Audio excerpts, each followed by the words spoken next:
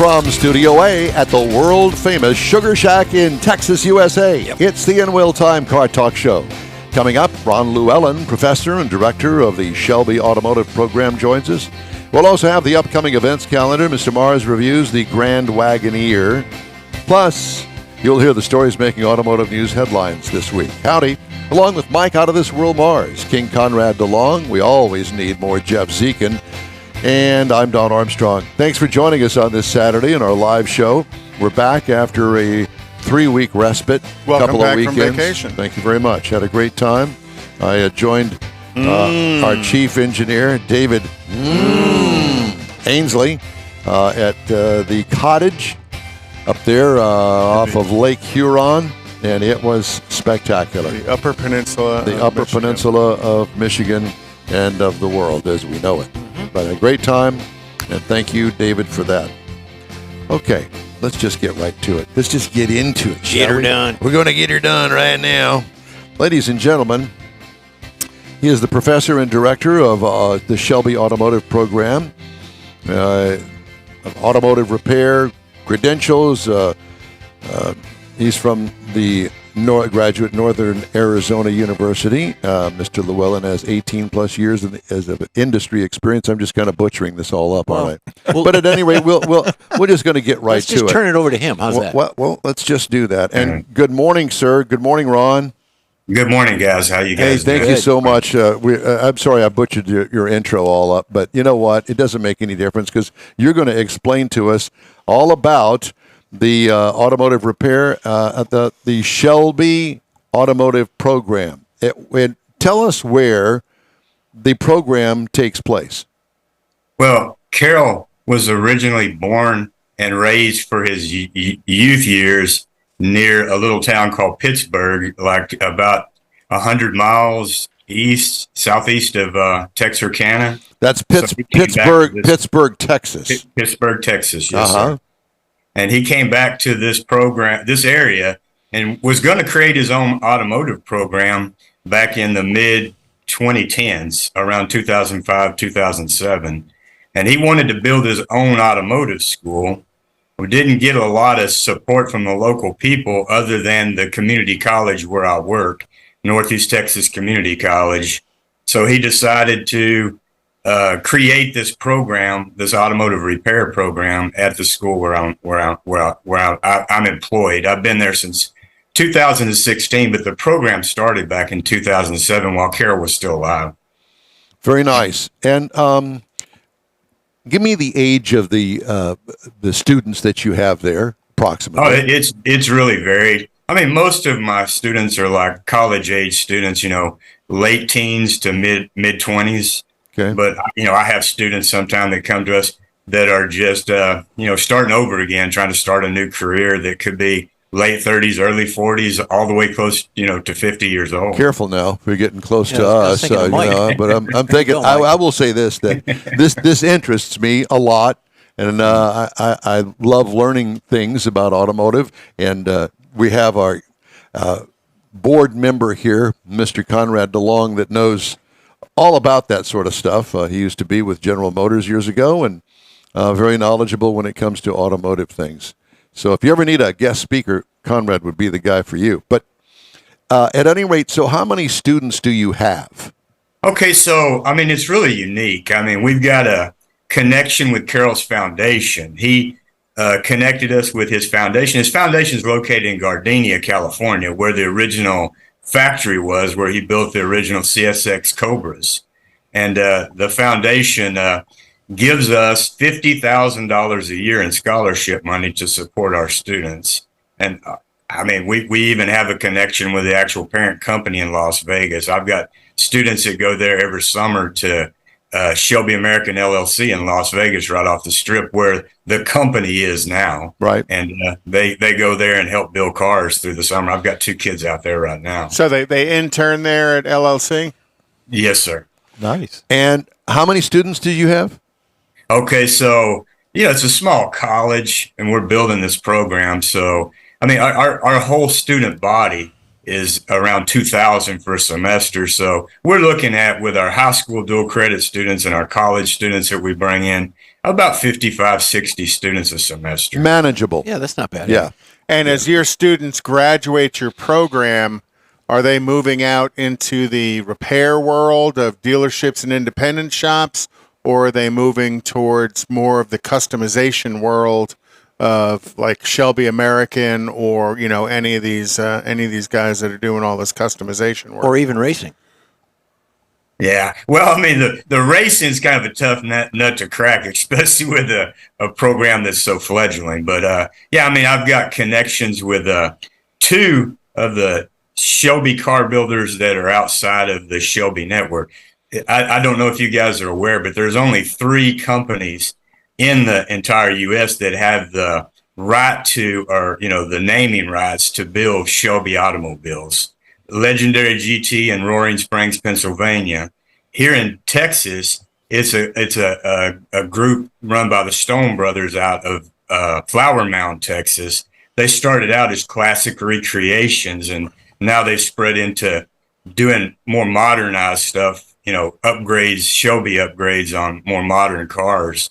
And their new place is Shelby Garage, but they're started out as classic recreations. So those two, along with Shelby American, are the only entities in the country that have Shelby rights to create vehicles and put Shelby serial numbers on them. So the program that you have there at the community college, is it geared all to the Shelby brand? No, sir. No, I've tried to, since my start there in 2016, to try to get the connection with Ford, because it just makes the most sense to have connection with Ford.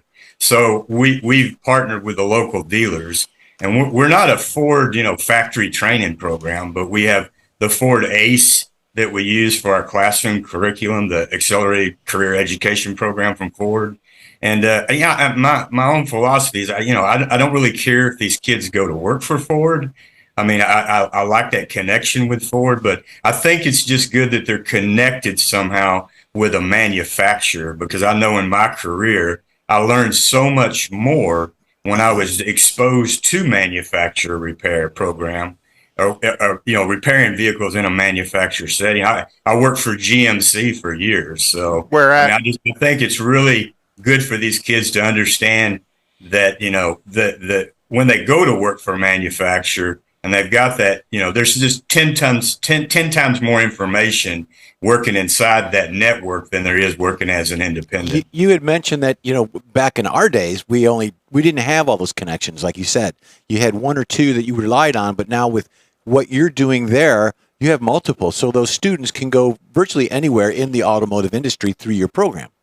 Yes, sir. Yeah, we're trying to just make sure we're, not stepping completely into the realm where we're going to, pigeonhole ourselves into being a Ford program or a Shelby program. We want to, because it's community college, we want to keep it open to, all aspects of automotive repair. But it's been really helpful that we've got the connection with Shelby and with Ford. Well, it's a good thing that you're producing general technicians for the industry, because the dealerships have no place to find new technicians. There's such a shortage of technically experienced people out there to go to work, whether it's a dealership or independent shops. So programs like yours are very, very important for the industry to continue to produce technicians for the field, because, lots of them are my age and they're all retiring. And if they're not out mentoring somebody new and young, their knowledge gets lost and their experience gets lost. So having a program like yours is pretty important. Is your program a 2-year program? Yes, sir. It's we've created as a lockstep kind of thing. We start out with a 1-year certificate. We do what we call a summer performance academy in the summer between the first and second year, and we build a car. We have gotten with our partnership with Shelby that they're looking towards the future, as well as Ford. They, building the Ford Lightning. So we've started an EV program. We had a write-up in the New York Times and the Wall Street Journal. We were the first college in the country that declared that we were going to have a standalone electric vehicle program. Wow. We've even got the funding and built a brand new facility just to support that EV program. That's shocking. Yeah. Lightning. So.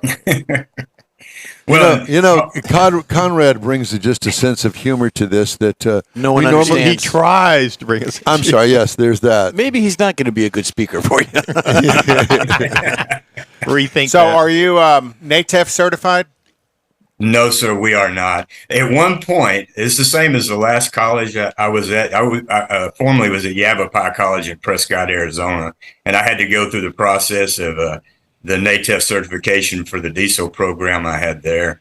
And it's something that's in the to-do list here, but this program's the same as the last program. The college at the last school, they had a president come into that last college and destroyed the career tech programs, and then they realized they were going to lose all their federal funding, and they ousted her. And I had to come back in and create a diesel program there from the ground up, along with help of my automotive instructors that were working there too. And we had to go through like it was like 6 years for us to go through and put everything together to get the NATEF certificate. Oh yeah. It's very, very complicated. Arduous. Any relationships you have with manufacturers is very beneficial to NATEF as well. I used to do, there's a couple of points in time where somebody has to come in and kind of do an inspection of the facility. And when I worked for General Motors, I would do some of those NATEF inspections throughout the state of Texas. Are you also? So you're a site inspector for NATEF then? Yeah. Are you are you affiliated at all with the AYAS program either? No, and we haven't really done a lot with Skills USA either. But I mean, those are things that we really.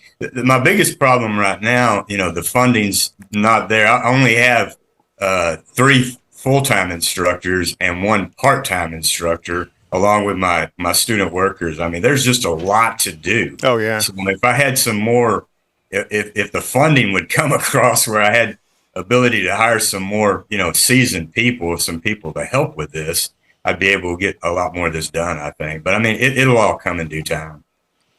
Yeah, and that's the problem is the funding creates industry need because you're producing technicians for the field, and I would assume a significant amount of them would stay as a community college in those communities to backfeed the real strong need of dealerships and independent shops for technicians, and why that doesn't get a serious funding from the local community and the community college makes absolutely no sense, because it kind of feeds the need that's in and around the area that is running dry and running drier all the time. So good idea, good program. I love the relationship you have with Shelby. That's quite unique in all my time being associated with various community college programs.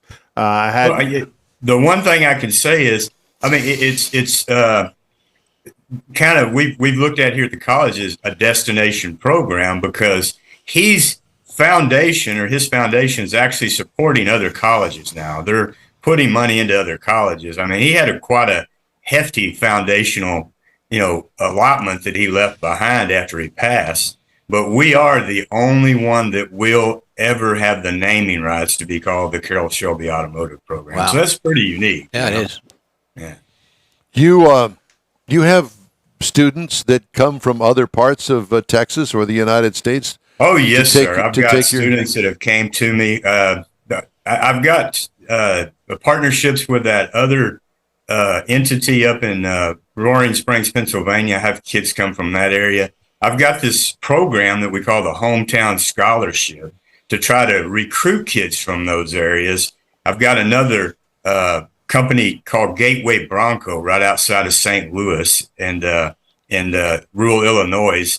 They build the first gen Broncos. They've got a place, I think, in Iowa that builds the 10s, and they build the custom frames and stuff Coyote motors in these things and sell them for, $250,000. Of course they do. I've got kids working for them, and I try to promote kids from those areas to come stay in our dorms and live in our dorms and, do our education and go back there to go to work. Because the one thing I've noticed with these younger generation, a lot of them, they don't want to leave the area they're in. I mean, they want to stay somewhere close to home. I guess they're used to mom setting out their underwear and their socks every morning. I guess, I don't know. And that's why some of us get married. Yeah, you just take another mother. Yeah.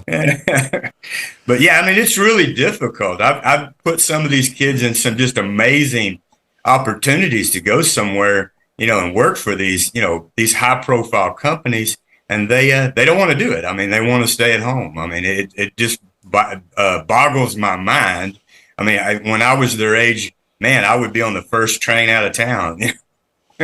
Yeah, kind of a difference in work ethic as well, not just desire, but work ethic in general. And that's tough to overcome as a school, because you've got to be able, as you're trying to deliver these apprentice level technicians to the field, they have to go somewhere and have a good work ethic to become successful. And, a good technician, I mean, an A-level technician is a six-figure income person. Yes, sir. And it's not difficult to get to six figures if they're willing to put the work into it. You had mentioned earlier that you have not had a lot of success in putting any of your students into any kind of racing programs. Why is that? Well, I mean, the connection with the name is there. It's just really hard to break into those realms. I mean, when I started out teaching for Universal Tech Institute, because I graduated from a diesel program down. I've done automotive training in the state here through Job Corps. I did an automotive program down at San Marcos. They used to have, it's not even there any longer. I started out as an automotive tech. I went to work for a local dealer in Tyler, Texas. And this is back in the early 80s when they were stuffing diesel engines and everything, General Motors was. Oh, yeah. And they sent me to school. Unsuccessfully. Yeah, I worked for Oldsmobile back in those days, and quite unsuccessful. Yeah, the 5.7 diesel wasn't really a great. Who'd you work for in Tyler? I worked for what used to be King Chevrolet in downtown Tyler, but they decided they want to make a diesel tech out of me, and they sent me to the Houston campus down in the Woodlands, and I did diesel training down there. So I ended up going back to work for UTI, and it like we're getting back to these students nowadays. I mean, they're just easily influenced, and they really don't want to. They really don't want to leave home or go anywhere or go away from where they're at. So, I think this industry is in a lot of trouble too because of what you were saying. I mean, these kids, a lot of them just aren't interested in cars anymore. I mean, there's other things that they're interested in. We as an industry, to figure out how to spark their attention and get them interested in working on automobiles, and get the word out there to them that there is a lucrative income from working on these automobiles. Ron, it's great to talk to you. We thank you so much for taking the time to talk to us this Saturday morning. Best of luck to you up there at Northeast Texas Community College. What's a good way to get a hold of you? The best way to get a hold of me is just go to our Facebook page or our website. Facebook page is just the Shelby Automotive Program, and you can get a hold of me on our website, Northeast Texas Community College, just ntcc.edu, or you can get a hold of me on my on my email address. It's with my last name Llewellyn at ntcc.edu. Ron, you're great. Thank you so much. Thank you. Best of luck to you. Let's stay in touch. Yes, sir. Thank you, guys. You bet. Appreciate you. Okay. Cool. If you'd like to get in touch with us, you can always shoot us an email. Our address here is info@inwheeltime.com, and be sure to follow us on Facebook if you would, please. Okay. Time now for the events calendar, not the cruise in, but the events calendar. There's a difference. I know. Yes, there is. Golly gee. So not tomorrow, but next week is Coffee and Chrome. Right. That's Sunday morning. Sunday morning. October 20th is the 38th annual Wolf Creek Car and Truck and Bike Show at Wolf Creek Park in Cold Spring, Texas. August 12th is the Cypress Cars and Coffee Back to School Drive at the Fairfield Baptist Church. October 28th is Turbo Fest in Carrum Springs Shriners Club in Waco, Texas. Turbo. Turbo. I thought it was a great name. Yeah. Creative. Lone Star Drift Round 4 at Motorsports Resort in Did you read this ahead of time? No. Okay. No. is August 19th. September 23rd, Lone Star Drift is at the Houston Police Academy at 17,000 Aldine Westfield. And that's September 23rd. And then also October 21st, Lone Star Drift at the Houston Police Academy. Which, speaking of drifting, we're going to have a guest coming our way. That is going to be Zach Triggs, Fat Cats Racing drifting stuff. And that's going to be at the top of the 10 o'clock hour, Central Time. A little bit why I did a little research on that. Now, next week I'll be back up in Detroit, and then the week after that, I believe, is the Woodward Cruise. The week I come back, I think. Well, that's great timing on your part, I guess. Well, no, on their part. They should have had it a week earlier. No, you're right. It's all their fault. That's right. Well, maybe you'll get lucky and they'll cancel your flight and you can go to the Dream Cruise. Mr. Morris has a review now of the Jeep Wagoneer. Can I just kind of kick things off and just ask you right up front, what is the MSRP on this vehicle? As it was. All the way down to the bottom over there where it's got, taxes, destination, all that. Yeah, numbers. $114,180. Okay, now you can continue on with your review. So we just wanted to put we know where we're at. We wanted to know where the perspective was. Don's the kind of guy that reads the last 3 pages of the book and then starts it over. Unless he's buying a car, then he's looking at the bottom line first. And so this is the 2023 Grand Wagoneer Series 3, if I say this right, Obsidian. Obsidian? That's not the way it... Obsidian. That's not the way it sounded out in... Anyway. Obsidian. Obsidian? Okay, I'll take your word for it. It's obscene either way. It's a 4x4. It's Obsidian. Yeah. You're going to edit all this Obsidian. Whatever. You want to start over? From Niederville. Yeah, it's 2023 Grand Wagoneer. And I did find, Don mentioned earlier that he found a place where it does say Jeep someplace on it. I found it on the Monroney. There's one place where it has the word Jeep. But generally speaking, this says... They market it as a Grand Wagoneer and the Grand Wagoneer L, which is new and it's the longer one. But we have the regular Grand Wagoneer Series 3. And I really love the way they did the trims on this. Series 1, Series 2, Series 3. That's it. But then they kind of mucked it up with all the groups they had on it. Convenience groups and rear seat entertainment groups and Taylor. They add a bunch of stuff on the end of it. But it starts out good. It's a full-size luxury SUV. The one we had seats 7. It does have the 7-slot grill up front, and so it's like a lot of the large SUVs, nice, big, square, muscular type build. I mean, it looks like it's got substance going down the road. We had the black roof, had some black highlights, black tow hooks, and the wheel insert. So, and that went along with the white paint. We had the bright white paint, and I like white cars, and with that black, nice contrasting, it was a really good color combination, I thought. LED lighting, power running boards on the sides that come out, whenever you step up on them, but they're wide. I mean, these things are almost 9 inches wide, so they're easy to step on. They're not some little skinny little thing that you're going to slip off of. Power lift gate.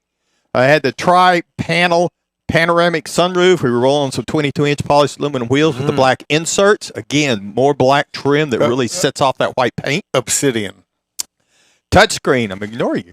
I had the on the inside of it, we had the quilted Palermo leather. With front seats were heated, ventilated with massage. Used that a lot. Second row, captain's chairs, heated, ventilated. Third row was 60/40 power folding seats. Up front, we had the 12-inch touchscreen in the front of it that was really nice, easy to read. Of course, it's easy to use because of the Stellantis program that they've got built into it. But the one thing I wanted to point out was, and you can see it on the screen if you happen to be looking at the YouTube video, there is the panel for the USB ports and everything is recessed behind a panel. Well, that panel is actually an additional screen. So you open it up, you put your phone in there for the wireless charging. There's USB ports and everything else you need. But when you close that, it's all out of sight, out of mind. It doesn't go anyplace. But that becomes a screen, and you can adjust your massaging seats and several other things. So you have an additional screen to work with besides what's up there on the top. And I thought it was a really nice touch, and it was really well executed. I love that part of it.